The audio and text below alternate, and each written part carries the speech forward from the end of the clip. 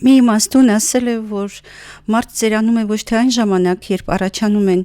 կնճիռներ, այլ այն ժամանակ, երբ նա կորցնում է հետաքրքրությունը կյանքի նկատմամբ։ Տիկին Գոհար, ձեր արդեն 10 տարվա հետազոտությունները ինչ են ցույց տալիս տարիքի մասով, եթե իհարկե մարդկանց հետ առնչվելով, այդ դաշտային աշխատանք անելով համոզվել եք, մարդը տարիքը երբ է զգում, դա թվեր են, տարիքը թիվ է, տարիքը զգացողություն է, թե ընդհանրապես միֆ է։ Մենք նկատել ենք, որ դեռ այդ տարիքում մարդիկ ձգտում են լինել ակտիվ, ձգտում են կրթվել եւ զարգանալ։ Ցավոք սրտի մեր երկրում գործում է այդպիսի կարծրատիպ, որ տարեց մարդը չունի այդ ցանկությունը սովորելու, զարգանալու եւ նույնիսկ կա տարիքային խտրականություն։ Բայց իրականում մենք Ռիսինայի հետ համոզվել ենք ճիշտ հակառակում։ Եվ այս կենտրոնի ստեղծումը ծնվեց այն գիտակցումից, որ տարեց մարդը մնում է մենակ տարիքի եւ նոր մարտահրավերների հետ։ Մինչդեռ տարեց մարդը ունի հսկայական ներուժ։ Եվ ես որպես բժիշկ եւ դասախոս գտնում եմ, որ ճիշտ գիտելիքները, աջակցությունը, հաղորդակցությունը տարեց մարդկանց հետ կարող է օգնել իրականորեն փոխել նրանց կյանքը եւ կյանքի որակը։ Եվ մենք մեր կենտրոնում ստեղծում ենք այնպիսի մի մթնոլորտ, որտեղ մեր կենտրոնը միայն կենտրոնական կենտրոն չէ, դա մի տարածք է, որտեղ ամեն տարեց մարդ կզգա իրեն անհրաժեշտ, ակտիվ եւ հարգված։ Տիկին Գոհար, մեր երկրում եւ ընդհանրապես ընդունված է տարիքի մասին հարցը չտալ, չգիտես թե ինչու, բայց քանի որ մեր տաղավարում հենց հաղորդումը դրան է միտված, մենք հարցնում ենք տարիքը։ Ձեր մոտեցումն եմ ուզում իմանալ։ Օրինակ, եթե ես ձեր տարիքը հարցնեմ, դուք ինձ այն կասեք։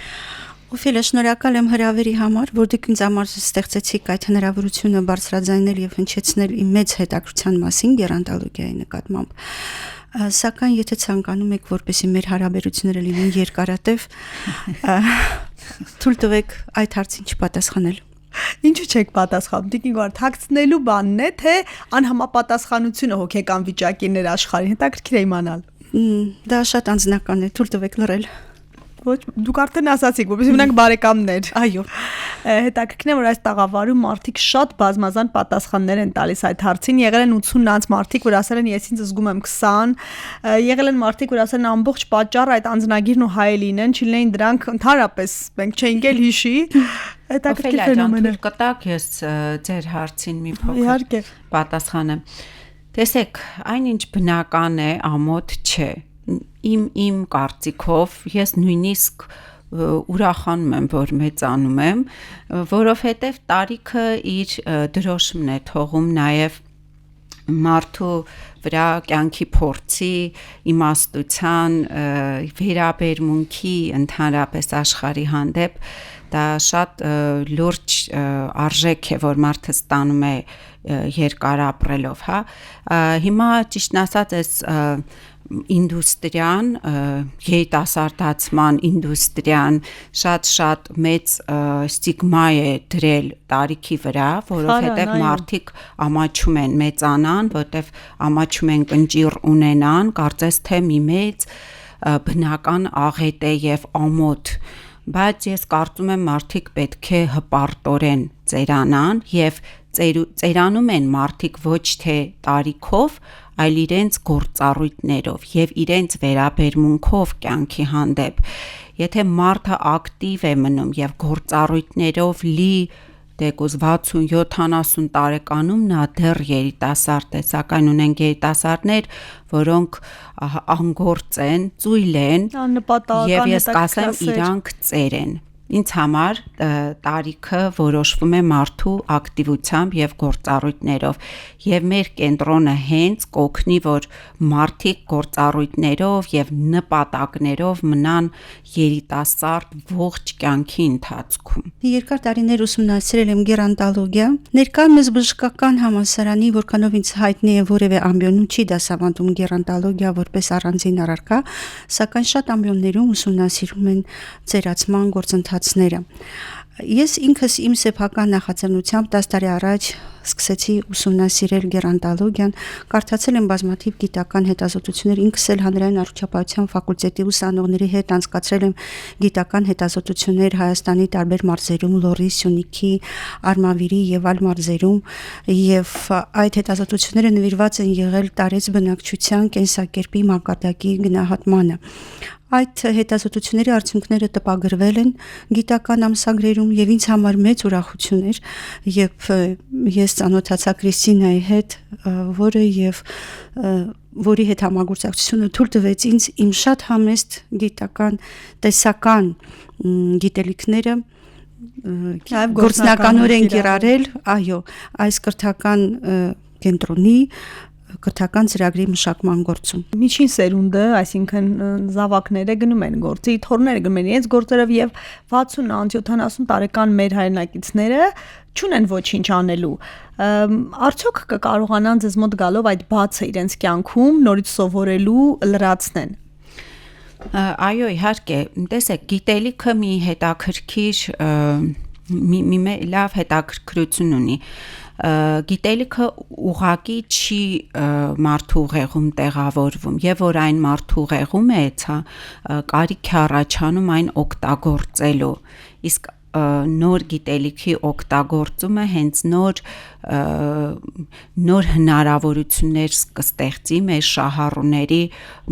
համար, կյանքի նոր հնարավորություններ կստեղծի։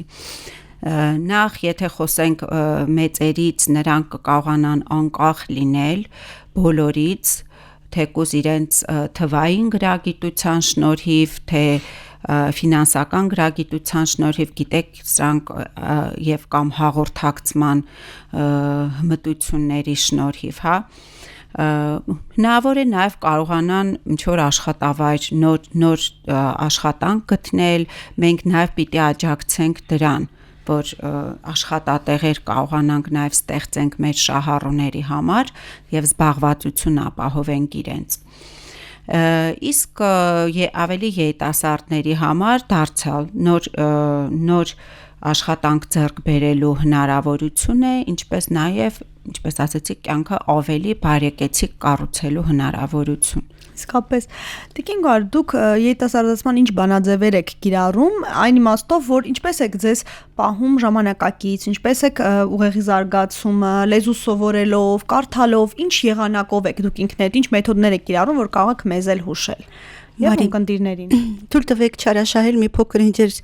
ժամանակը եւ պատասխանել հնդկական լեգենդով։ Մի կին տանում է իր որդուն իմաստունու մոտ եւ ասում է՝ ասա իրեն, որպեսի շոկոլադ չուտի։ Իմաստունը ասում է՝ բերեք 3 ամիս հետո։ 3 ամիս անց կինը բերում է որդուն իմաստունու մոտ։ Իմաստունը ասում է՝ մի կեր շոկոլադ։ Կինը զարմանում է, ասում է՝ ո՞րն էր պատճառը, որ մենք 3 ամիս անց եկանք։ Ասում է՝ ես 3 ամիս չէի ուտում շոկոլադ։ Ես գտնում եմ, որ որոշ գաղափարներ տարածողը ինքն էլ պետք է լինի այդ գաղափարների կրողը եւ հենց միշտ էլ ես զբաղվել եմ սպորտով եւ չեմ ունեցել վնասակար սովորույթներ, բայց այն պահից երբ սկսել եմ զբաղվել գերանտոլոգիայով, ել ավելի վարում եմ առողջ ապրելակերպ, կատարում եմ ֆիզիկական վարժություններ, 4-ից 6 կիլոմետր ամեն օր քայլում եմ, ունեմ իմ օրվա ռեժիմը, փորձում եմ ընդունել առողջ սնունդ եւ ամենակարևորը ներկայումս արդեն ուսումնասիրում եմ 9-րդ օտար լեզուն։ Ամենակարևորը, որ ես ամեն օր շփվում եմ ուսանողների հետ, որոնք իրենցից ներկայացնում են այո երիտասարդության, կենսուրախության, կյանքի աղբյուր եւ ինքս էլ ձգտում եմ ձևավորել իմ մեջ պոզիտիվ մտածելակերպ, որպեսզի կարողանամ հաստատել հավասարակշռություն եւ ներդաշնակություն իմ հոգու մեջ։ Հրաշալի դուք թվարկեցիք այսպես սեղմ բոլոր այն ուղղությունները, որոնց մենք հաղորդաշրջանակներում անդադ անդրադարձել ենք նոր լեզուներին, առողջ ապրելակերպին, ֆիզիկական ակտիվության, այսինքն բոլորը խտացված դուք իրականացնում եք։ Այո, այդպես ամեն օր։